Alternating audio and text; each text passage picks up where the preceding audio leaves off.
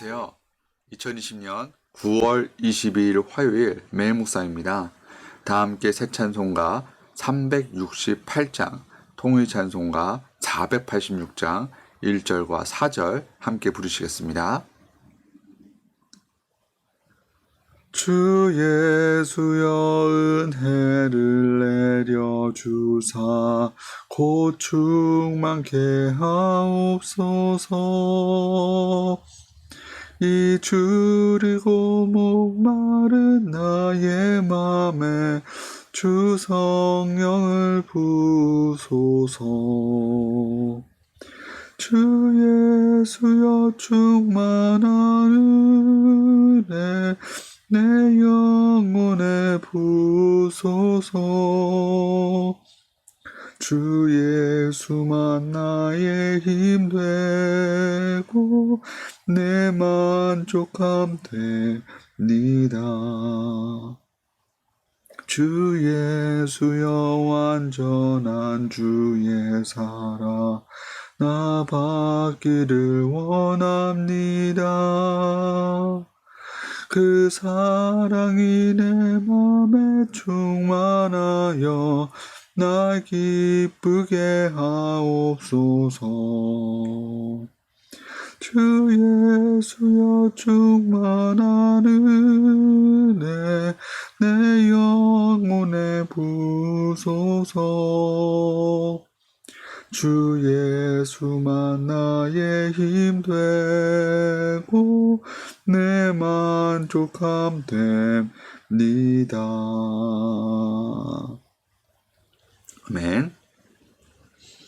오늘은 전교인 성경 통독 32주차 고린도후서 4장부터 6장까지 읽으시는 날입니다. 오늘 매일 묵상에서 함께 나눌 하나님의 말씀은 고린도후서 4장 16절부터 18절까지의 말씀입니다. 신약 고린도후서 4장 16절부터 18절까지의 말씀 함께 보시겠습니다. 그러므로 우리가 낙심하지 아니하노니 우리의 겉사람은 낡아지나 우리의 속사람은 날로 새로워지도다. 우리가 잠시 받는 환난에 경한 것이 지극히 크고 영원한 영광에 중한 것을 우리에게 이루게 함이니 우리가 주목하는 것은 보이는 것이 아니요 보이지 않는 것이니 보이는 것은 잠깐이요 보이지 않는 것은 영원함이라. 아멘. 하나님의 말씀입니다. 요즘 코로나 블루를 겪는 사람들이 늘어나고 있다고 합니다. 코로나 블루는 코로나 바이러스와 블루, 우울감이 합쳐진 신조어로서 코로나 사태로 인해 일상에 큰 변화가 닥치면서 생긴 우울감이나 무기력증을 뜻한다고 합니다. 요즘 스스로 목숨을 끊는 사람들의 뉴스도 적지 않게 들을 수 있습니다. 코로나 사태가 일어난 후 사람들의 마음이 치유를 받지 못하고 점점 골마가고 있는 것입니다. 사도 바울은 고린도후서 4장 1절과 오늘 본문인 16절에서 낙심하지 않는다라는 말을 2번이나 전했습니다. 바울의 이 말은 의미 없는 헛된 고백이 아니었습니다. 바울은 이 말을 전할 수 있는 충분한 자격이 있는 사람이었습니다. 왜냐하면 그가 말로 다 설명할 수 없는 고난과 핍박을 받았고 견뎌서 이긴 사람이기 때문입니다. 저희가 나중에 읽겠지만 고린도후서 11장에는 바울이 지금까지 어떤 일들을 겪었는지 소개해주고 있습니다.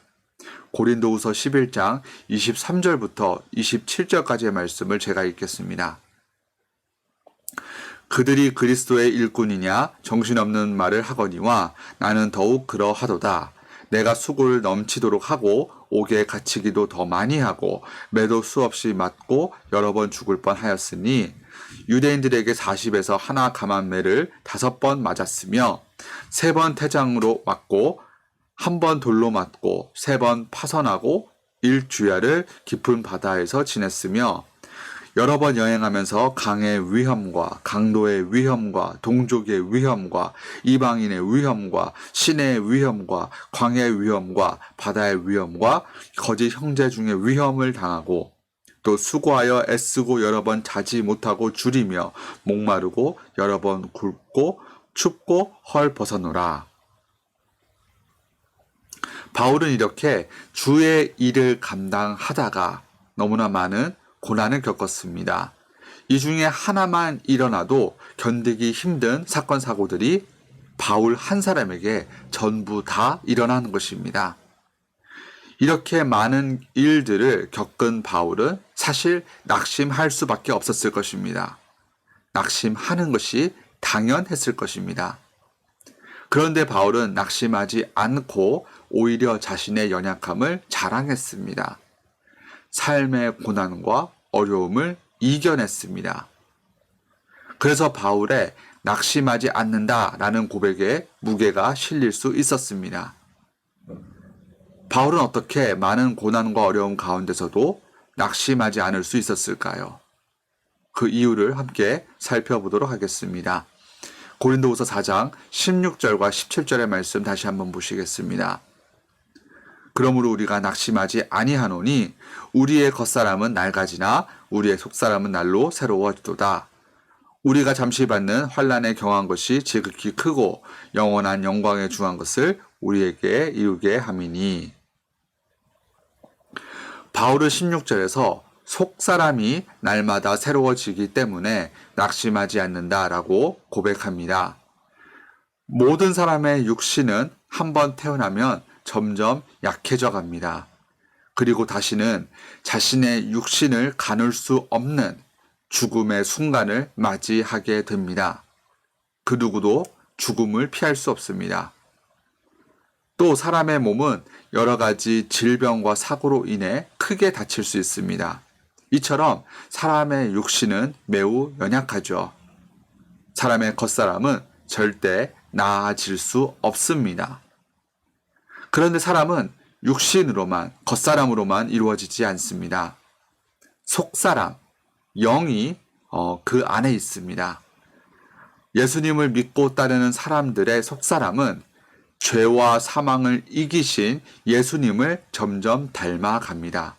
그리고 현재의 삶에만 머물러 있는 것이 아니라 이 땅에서의 삶에만 만족하는 것이 아니라 육신의 죽음 너머에 영원한 삶을 갈망하게 됩니다. 이것이 바로 겉사람은 낡아지나 속사람은 날로 새로워진다라는 말의 뜻입니다. 또한 17절의 말씀처럼 우리들이 삶 가운데 겪는 모든 고난과 어려움은 일시적입니다. 절대 영원하지 않습니다. 끝이 보이지 않는 것처럼 느껴지지만 사실이 아닙니다. 그리고 고난을 통해 주님과 함께하는 영원한 영광을 얻게 됩니다. 비록 이 땅에서의 삶이 어렵고 너무 힘이 들더라도 우리들에게는 주님을 통한 미래의 소망이 있기 때문에 버티고 견디고 승리할 수 있습니다. 그래서 우리 모두는 낙심하지 않을 수 있습니다. 주님 한 분만을 바라보고 그분께만 소망을 둠으로써 우리의 속사람이 날마다 새로워지게 되기를 간절히 바랍니다. 마지막으로 고린도후서 4장 18절의 말씀을 보시겠습니다. 우리가 주목하는 것은 보이는 것이 아니요 보이지 않는 것이니 보이는 것은 잠깐이요 보이지 않는 것은 영원함이라. 네. 저희 모두는 우리 눈에 보이는 것이 아닌 보이지 않는 영원을 쫓아야 합니다. 20세기 기독교 최고의 변증가라고 알려져 있는 C.S. 루이스는 이런 말을 했습니다. 만일 이 세상 어떤 것으로도 만족할 수 없는 갈망을 가지고 있는 우리 자신을 발견한다면 가장 개연성 있는 설명은 우리가 다른 세상을 위해 만들어졌다는 것이다. 그렇습니다. 이 땅의 그 어떤 것으로도 사람은, 저희 모두는 만족할 수 없습니다. 돈과 재물이 아무리 많아도, 건강이 있어도, 세상의 권력과 명예가 있어도 만족할 수 없습니다. 사람은 애초에 만족할 수 없는 존재입니다.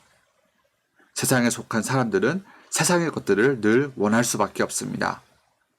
그러나 그리스도인들은 세상의 것들을 소유하지 않아도 주님 한 분만으로 만족할 수 있습니다. 주님과 함께하는 영원 그 하나만을 온전히 바라게 됩니다. 많은 사람들이 요즘과 같이 어려운 때에 하나님이 도대체 어디에 계시냐고 질문합니다. 하나님이 사람의 눈에 보이지 않는다고 해서 그분이 존재하지 않으신 게 아닙니다. 그분은 분명히 살아서 역사하는 분이시고 기적을 베푸시는 분이시고 지금 이 시간 우리와 함께 계시는 분이십니다. 저희 모두는 믿음의 눈으로 주님을 바라보고 붙들어야 합니다. 우리 눈에 보이지 않는 영원을 추구하는 삶을 사는 우리 모두가 되기를 간절히 바랍니다. 주님과 영원히 함께할 그 순간을 기대하면서 오늘의 어려움을 이기고 낙심하지 않으시는 우리 모든 교우님들과 또 제가 되기를 간절히 바랍니다. 이 시간 함께 잠시 기도하고 각자의 자리에서 계속해서 경건의 시간 이어가도록 하겠습니다. 기도하시겠습니다. 주님, 그렇습니다. 저희는 이 땅의 것으로, 이 땅의 그 어떤 것으로도 만족할 수 없습니다. 그러나 주님 한 분만으로 우리는 만족하게 될 수 있습니다. 주님이 살아계시기에 또 주님과 함께 할 그 영원히 우리에게 있기에 저희는 오늘의 어려움을, 고난을 이길 수 있습니다. 주님 우리와 함께 해주시고 새 힘을 주시고 오늘 하루를 이길 수 있도록 도와주시옵소서. 저희는 너무나 부족하고 연약합니다. 그래서 주님을 의지할 수밖에 없습니다. 주님 도와주시옵소서. 이 땅의 것을 쫓지 않게 하시고 그냥 우리의 눈을, 시선을, 마음을 주님 한 분께만 둘 수 있도록 도와주시옵소서. 우리 눈에 보이지 않는 영혼을 쫓을 수 있도록 도와주시옵소서. 감사합니다. 이 모든 말씀 예수님의 이름으로 간절히 기도드렸습니다. 아멘.